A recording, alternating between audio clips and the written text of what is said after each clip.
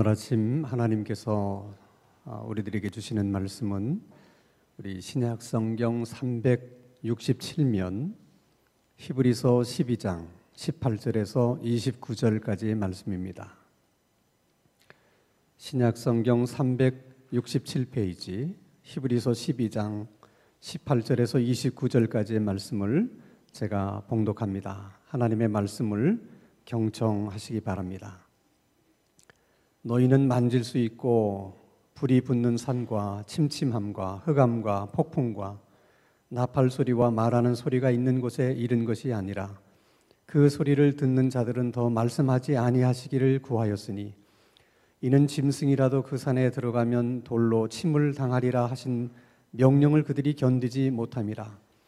그 보이는 바가 이렇듯 무섭기로 모세도 이르되 내가 심히 두렵고 떨린다 하였느니라. 그러나 너희가 이른 곳은 시온산과 살아계신 하나님의 도성인 하늘의 예루살렘과 천만 천사와 하늘에 기록된 장자들의 모임과 교회와 만민의 심판자이신 하나님과 및 온전하게 된 의인의 영들과 새 언약의 중보자이신 예수와 및 아벨의 피보다 더 나은 것을 말하는 뿌린 피니라. 너희는 삼가 말씀하신 일을 거역하지 말라. 땅에서 경고하신 일을 거역한 그들이 피하지 못하였거든 하물며 하늘로부터 경고하신 이를 배반하는 우리일까 보냐. 그때에는 그 소리가 땅을 진동하였거니와 이제는 약속하여 이르시되 내가 또 한 번 땅만 아니라 하늘도 진동하리라 하셨느니라. 이 또 한 번이라 하심은 진동하지 아니하는 것을 영존하게 하기 위하여 진동할 것들 곧 만드신 것들이 변동될 것을 나타내심이라. 그러므로 우리가 흔들리지 않는 나라를 받았은즉 은혜를 받자 이로 말미암아 경건함과 두려움으로 하나님을 기쁘시게 섬길지니 우리 하나님은 소멸하는 불이심이라. 아멘. 마라톤이라고 하는 경기는 장거리를 뛰어야 하는 경기이기 때문에 완급 조절이 굉장히 중요한 것입니다. 그저 앞서가는 사람을 따라잡겠다고 전력 질주를 하다 보면 금방 지쳐서 완주하기가 어렵게 되는 것입니다. 마라톤만 그런 것이 아니라 우리 신앙생활도 그렇습니다. 신앙생활에 있어서 열심이라고 하는 것은 신앙생활을 잘 할 수 있게 만드는 원동력이고 큰 에너지예요. 그렇지만은 그 열심도 완급 조절이 필요해요.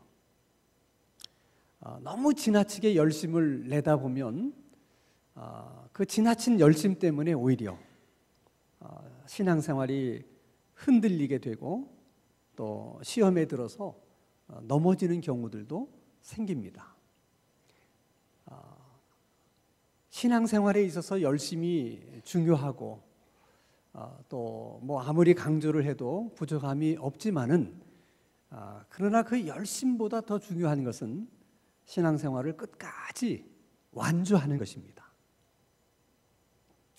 우리 교회 새가족들 가운데도 1년 또는 2년, 3년 이렇게 열심히 교회를 출석하시다가 이제 그만두신 분들이 또 꽤 있어요. 또 연락도 두절을 하고 이제 어떻게 보면 신앙생활을 쉬고 있거나 또는 아니면 그만둔 그런 성도님들이 계십니다.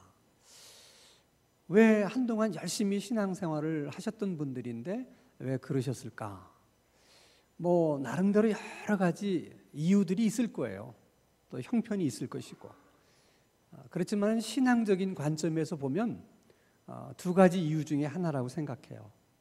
하나는 1년을 교회를 다녔든 2년을 교회를 다녔든 신앙생활을 끝까지 완주하려고 하면 예수님을 개인적으로 만나는 경험이 있어야 돼요.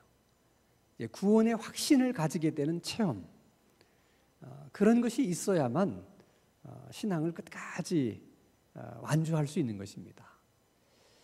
또 하나는 누구나 신앙생활을 하게 될 때는 나름대로의 기대가 있어요.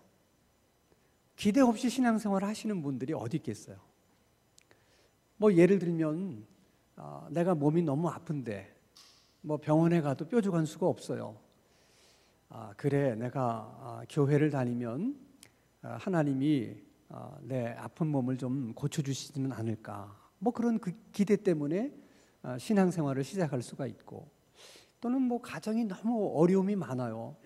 또 자녀들 때문에 또 힘든 일도 많아요. 내가 혹시 교회를 다니면 하나님이 교회 다니는 나를 생각하셔서 가정의 어려운 문제들을 좀 해결해 주시고 자녀들의 문제들을 좀 도와주시지 않을까, 뭐 그런 기대 때문에 또 교회 출석을 하시는 경우도 있을 수 있습니다.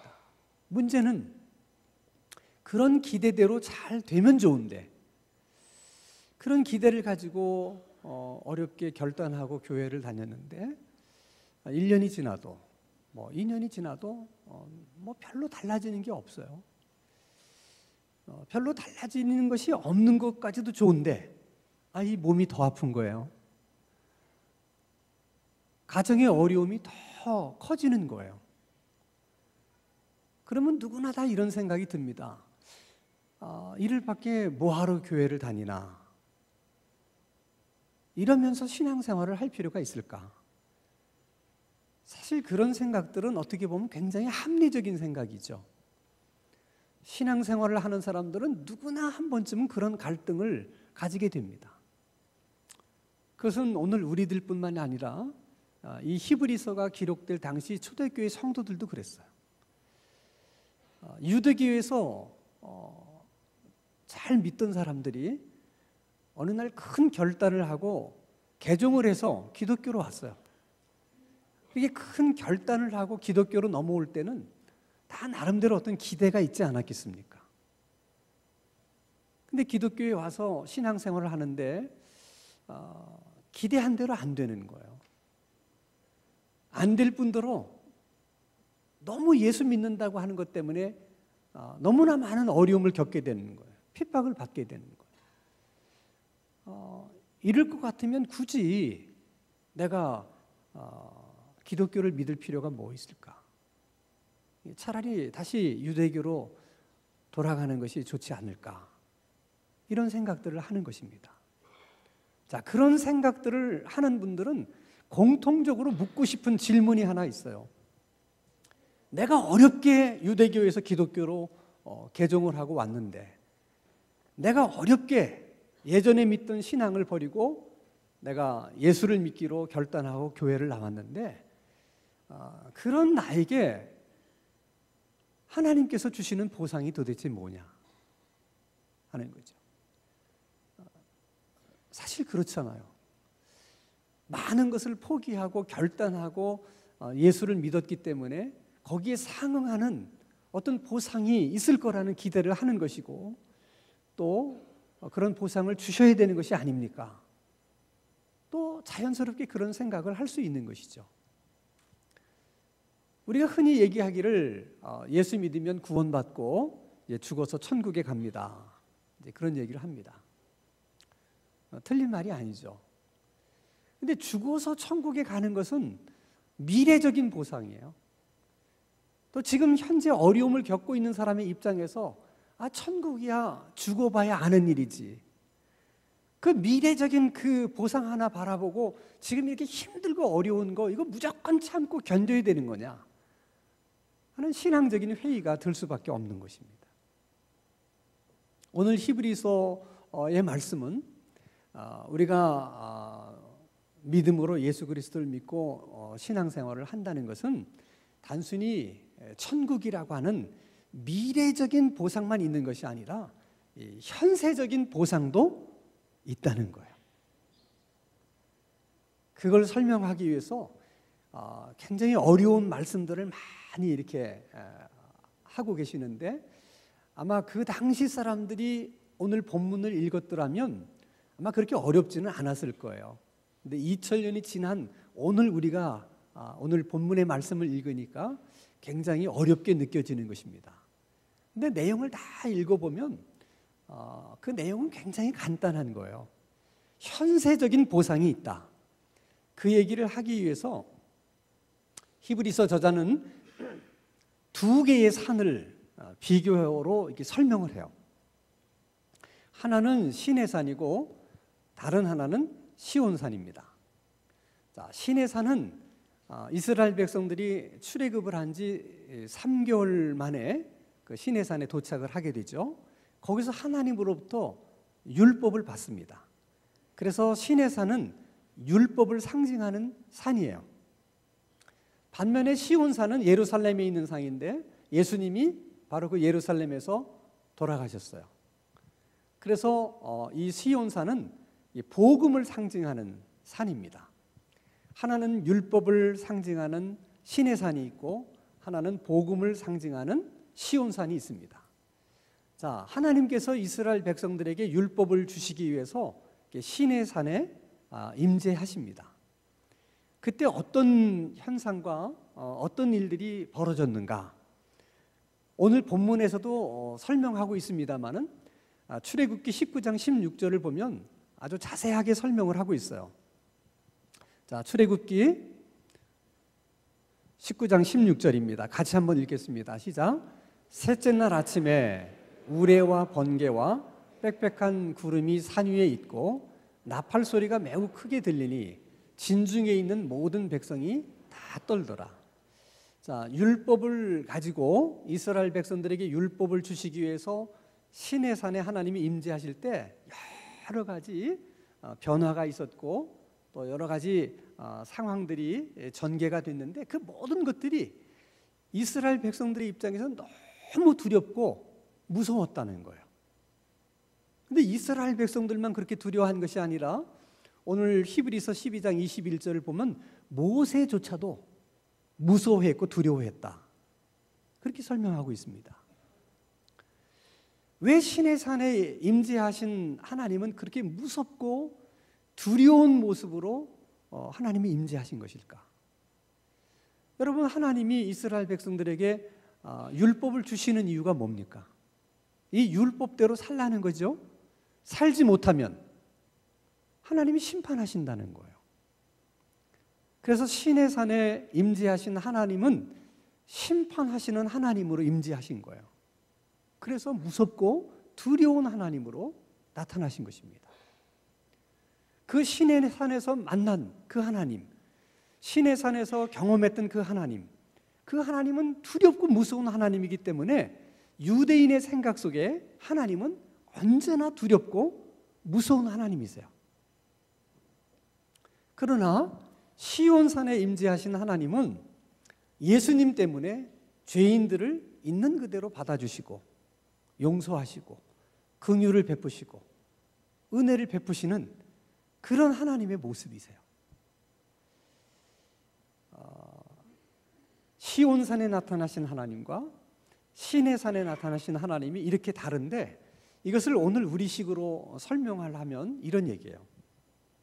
자, 아주 엄한 아버지가 있는데 그 아들이 학교에서 시험을 쳤는데 50점을 맞았어요. 그래서 그 성적표를 아버지에게 가져오니까 아버지가 버럭 화를 냅니다. 도대체 공부를 어떻게 했길래 50점을 맞았느냐? 이것도 점수냐? 학생이라는 놈이 하라는 공부는 안 하고 뭘 했길래 50점밖에 못 받느냐? 너같이 공부를 못하는 놈은 나중에 커서 뭐가 되겠냐? 꾸중을 들은 이 아들이 아버지에게 잘 보이려고 열심히 공부를 해서 80점을 맞았어요. 그래서 이 아들은 정말 50점을 맞았던 아들이 80점을 맞은 것은 정말 열심히 공부를 한 거예요.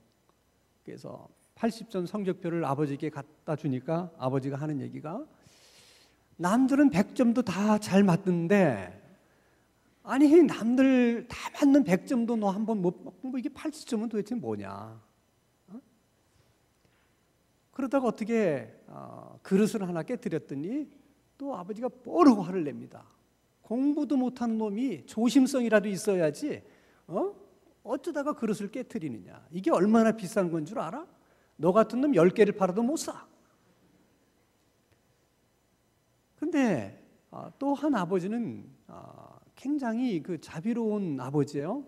똑같이 아들이 50점을 맞아가지고 왔어요. 그랬더니 그 아버지가 보더니 야 50점이면 어떠고 30점이면 어떠냐. 아버지가 인생을 살아보니까 인생은 공부가 전부가 아니야. 너무 기죽지 마라. 크게 신경 쓸 것도 없다. 그 말에 이 아들이 그냥 격려를 받아서 열심히 공부를 해가지고 80점을 맞았어요. 그 80점 성적표를 아버지에게 보이니까 아버지가 야, 우리 아들 수재네, 천재네 해가면서 계속 칭찬을 하는 거예요. 그 아들도 어떻게 하다가 그릇을 깨뜨렸어요. 그랬더니 아버지가 괜찮아. 그릇이 원래 깨지기도 있는 거야. 깨지라고 있는 게 그릇이야. 야, 너 안 다쳤으면 됐지 말이야. 그릇이야 어떠니? 똑같은 아버지지만 이렇게 달라요. 이 전자의 아버지의 모습이 시내산에 임재하신 하나님의 모습이고, 이 후자의 아버지의 모습은 시온산에 임재하신 하나님의 모습이세요. 히브리서 저자가 유대교에서 개종한 그들에게 이렇게 얘기합니다. 너희들은 시온산에 이른 하나님의 백성들이 아니고 너희들은 믿음으로 시온산에 이른 새로운 하나님의 백성들이 되었다. 그것이 무엇을 의미하는지를 알겠느냐? 구약의 이스라엘 백성들은 언제나 하나님께서 그렇게 엄격한 하나님으로 그들을 대했어요. 그러나 기독교로 넘어온 그들에 대해서는 하나님이 언제나 자비한 모습으로, 온유한 모습으로 그렇게 너희들을 대해 주신다는 거예요. 한마디로 말하면 언제나 하나님은 내 편이고 우리 편이다.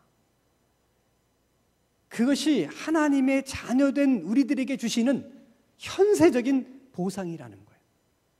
그것이 얼마나 큰 보상인지를 너희들이 알아야 된다는 거예요. 이걸 좀 더 쉽게 설명하면 이런 얘기가 돼요. 아브라함이 가나안 땅에 기근이 들어서 먹을 것을 찾아서 애굽으로 내려갑니다. 내려가면서 걱정을 해요. 자기 부인 사라가 너무 미모가 뛰어나기 때문에 애굽의 남자들이 혹시 자기 부인을 탐내서 자기를 죽이고 자기 부인을 빼앗아 가면 어떡할까? 그래서 서로 살아남기 위해서 서로 약속을 합니다. 너는 내 누이 동생이라고 그러고 또 너는 나보고 오빠라고 그래라. 그래서 애굽에 내려가서 그들이 약속한 대로 그렇게 얘기를 해요. 근데 그 사라의 미모가 얼마나 뛰어났든지 그것이 궁궐에까지 그 소식이 전해지면서 바로 왕이 그 사라를 불러들입니다. 근데 하나님께서 바로에게 엄청난 재앙을 내려요. 왜 이런 재앙이 나에게 있는 것일까? 다 모든 것을 생각해 보니까 저 살아나는 여인을 데려온 이후부터 생긴 일이야. 그래서 전후문맥을 다 알아보니까 아브라함의 누이 동생이 아니고 아브라함의 아내인 거예요. 바로 왕이 크게 화를 내면서 왜 솔직하게 얘기하지 않았느냐? 왜 나를 속였느냐? 하고 크게 야단을 칩니다. 자, 여러분 한번 생각해 보세요. 이방인이 다른 나라에 와서 그 나라의 왕을 속였다. 이건 죽음 아니면 곤장을 얻어맞고 추방당해야 돼요. 근데 우리가 전혀 예상하지 못한 일이 일어납니다. 자, 창세기 12장 20절입니다. 같이 읽겠습니다. 시작. 바로가 사람들에게 그의 일을 명하며 그들이 그와 함께 그의 아내와 그의 모든 소유를 보내었더라. 그러니까 사라를 보내면서 사라와 함께 많은 가축대들도 함께 보내줬다는 거예요. 그 일로 아브라함은 큰 재물을 얻게 됐어요. 지금 죽음을 면한 것만으로도 감사한 일이고 곤장을 안 맞고 추방당하지 않은 것만으로도 뭐 감사할 일인데 전혀 생각지 못했던 큰 재물을 얻게 돼요. 분명 이것은 아브라함이 잘못해서 생긴 일이요, 아브라함의 잘못 때문에 생긴 위기예요. 그런데도 어떻게 이런 일이 일어날 수 있습니까? 하나님이 아브라함의 편이었기 때문에 그랬다는 거예요. 근데 이런 말씀을 읽으면서 뭐 어떻게 하다 보니까 그런 일이 뭐 있었겠지, 우리가 그렇게 생각하기 쉽지만 그렇지 않아요. 창세기 20장에 가면 또 비슷한 일이 생깁니다. 또 가나안 땅에 기근이 들어요. 근데 아브라함이 전에 애굽에 내려갔다가 그런 일이 있었기 때문에 애굽에는 내려가지 못하고 애굽의 접경지대에 있는 그랄 땅이라고 하는 곳에 가서 머뭅니다. 근데 거기서도 똑같은 실수를 반복해요. 그 그랄의 사람들이 자기 아내인 사라를 탐내서 자기를 죽일까 봐 똑같이 또 누이 동생 하자고 속입니다. 근데 그 미모에 대한 얘기를 그 그랄의 아비멜렉이라는 왕이 소문을 듣고 그를 또 데려가요. 하나님이 그날 밤 아비멜렉의 꿈에 나타나십니다. 너 그 여자 건들면 죽는다. 그 여자는 남편이 있는 여자야. 그러자 아비멜렉이 거칠게 하나님 앞에 항의를 합니다. 저는 몰랐습니다. 분명히 사라도 아브라함 보고 오빠라고 그랬고 아브라함도 사라를 보고 자기 누이 동생이라고 그랬습니다. 그래서 내가 사라를 취한 것입니다. 그랬더니 하나님이 나도 안다. 그래서 내가 너로 하여금 범죄하지 않도록 내가 미리 일러주는 것이다. 그 여자 돌려보내라. 아니면 너도 죽고 네 가족 다 죽는다. 그래서 아비멜렉이 바로처럼 다시 사라를 돌려보내요. 똑같은 일입니다. 남의 나라에 가서 또 그 나라 왕을 속인 거예요. 그러면 죽음 아니면 또 곤장 맞고 쫓겨나야 됩니다. 근데 이번에도 또 이런 일이 생기는 거죠. 자, 창세기 20장 14절 같이 읽습니다. 시작. 아비멜렉이 양과 소와 종들을 이끌어 아브라함에게 주고 그의 아내 사라도 그에게 돌려보내고. 자, 창세기 20장 16절입니다. 같이 읽습니다. 시작. 사라에게 이르되 내가 은 1000개를 내 오라비에게 주어서 그곳으로 너와 함께한 여러 사람 앞에서 내 수치를 가리게 하였노니 내 일이 다 해결된. 여러분, 그 당시 은 1000개는 어마어마한 돈이에요. 그걸 사라에게 주면서 하는 말이 우리 없던 일로 하자. 그렇게 일을 끝내버린 거예요. 사실은 누가 잘못한 거예요? 아브라함이 잘못했어요. 상황을 보면 아브라함이 아비멜렉에게 은 1000개를 주면서 용서를 구하고 일을 끝내야 돼요. 근데 실수는 아브라함이 했는데 돈은 누가 줘요? 아비멜렉이 주는 거예요. 어떻게 이런 일이 있을 수 있느냐? 성경이 말하는 거예요. 하나님이 누구의 편이었기 때문에? 아브라함의 편이었기 때문에 그렇다는 거예요. 여러분, 이 말을 우리가 또 오해를 해서 하나님이 항상 우리 편이니까 우리는 뭐 아무렇게나 해도 되겠구나, 그런 의미가 아니에요. 내가 부족해서 실수한 것이고 내가 연약해서 잘못한 것이지만 그럼에도 불구하고 하나님은 그 허물을 책망하지 않으시고 여전히 내 편이 되셔서 나를 지지해 주신다는 거야. 그런 하나님을 우리가 계속 경험하게 되면 두려울 것이 없어져요. 이것이 예수 믿는 우리들에게 주시는 현세적인 하나님의 보상이라는 거예요. 그래서 그런 하나님을 많이 경험했던 시편 기자는 시편 118편 6절에서 이렇게 고백을 합니다. 같이 한번 읽겠습니다. 시작. 여호와는 내 편이시라. 내가 두려워하지 아니하리니 사람이 내게 어찌할까. 하나님이 내 편이신데 사람들이 내게 뭐 어떻게 하겠느냐, 이런 배짱이 어디서 나와요?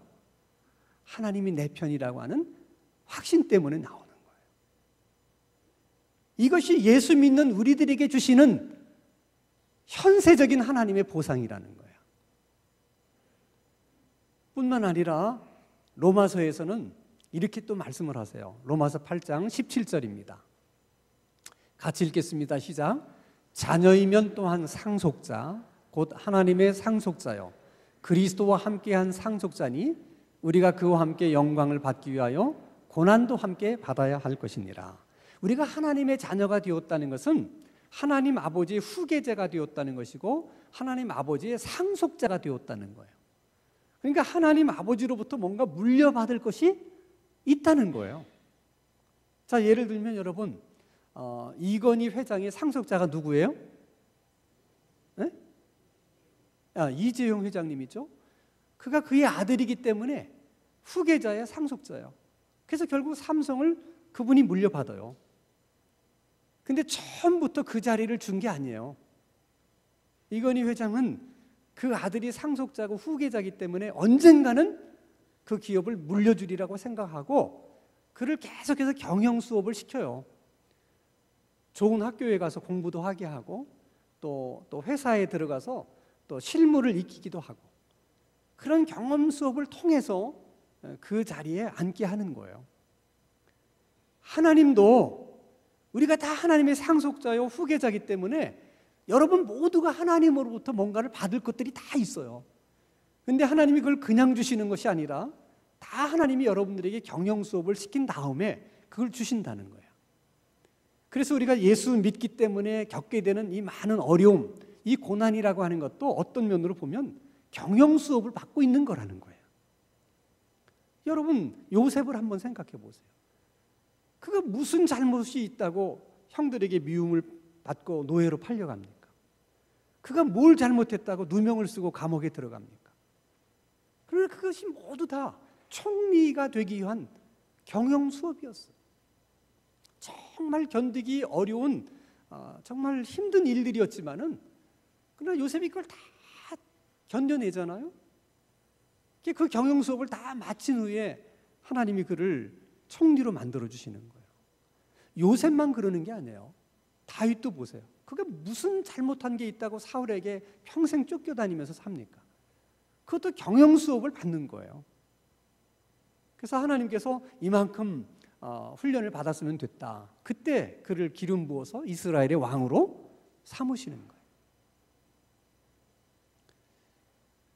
그렇기 때문에 우리가 하나님의 자녀로서 상속자의 후계자로서 하나님으로부터 뭔가를 우리가 받을 수 있기 때문에 또 하나님이 그것을 주시려고 우리를 경영 수업을 시키는 것을 우리가 모르기 때문에 그래서 우리들의 신앙생활이 흔들리게 되는 것이고 힘들어하게 된다는 것입니다. 자, 하나님의 자녀가 되었다고 하는 것이 이런 의미가 있다는 거예요. 특별히 예수님은 또 이렇게 설명을 합니다. 요한복음 16장 24절입니다. 같이 한번 읽겠습니다. 시작. 지금까지는 너희가 내 이름으로 아무것도 구하지 아니하였으나 구하라 그리하면 받으리니 너희 기쁨이 충만하리라. 지금까지라고 하는 것은 예수님이 오시기 전 구약의 모든 그 시간들을 말씀하시는 거예요. 지금까지는 너희가 내 이름으로 아무것도 구하지 못했다는 거예요.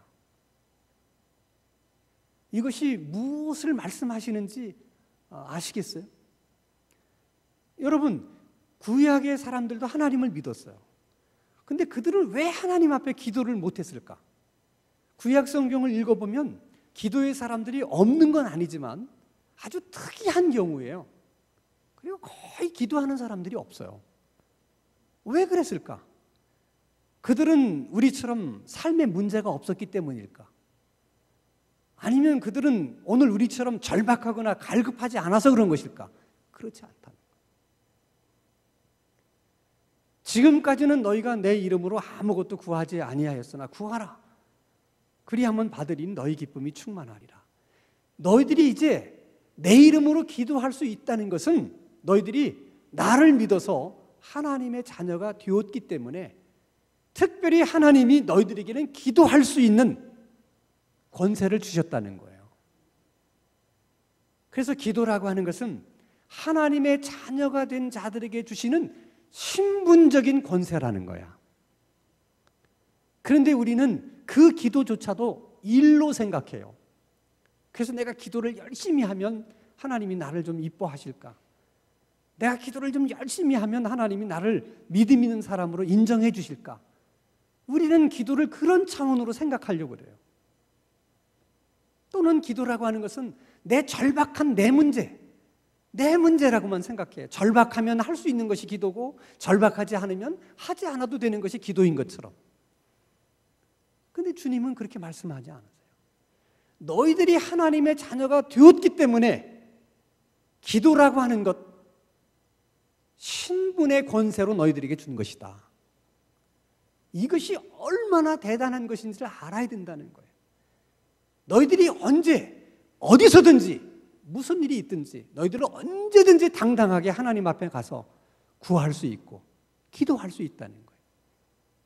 이것이 우리에게 주어진 신분적 권세인데 이것이 예수 그리스도를 믿는 우리들에게 주시는 현세적인 보상이라는 거예요.